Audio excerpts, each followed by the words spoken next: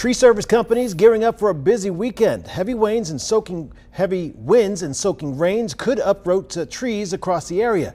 WVTM 13's John Papke joins us live in downtown Birmingham to continue our team coverage. Bad weather means good business for those folks, John.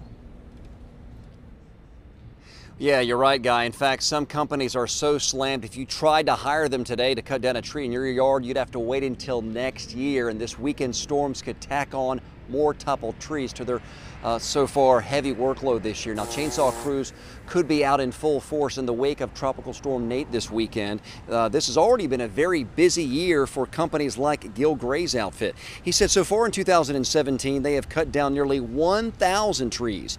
Gray said he has received twice as many customer calls this year than normal. He blames last year's drought in the fall for killing the trees. Then when storms like Nate roll through, it does not take much to blow them over. Gray manages about 100 tree cutters, and he said they are game planning for a busy weekend. We'll go and we'll buy a ton of tarps because immediately taking trees off houses, you have to tarp them. We'll just, get extra saws ready, have everything gassed up and ready, servicing some vehicles that we haven't had to run in a while.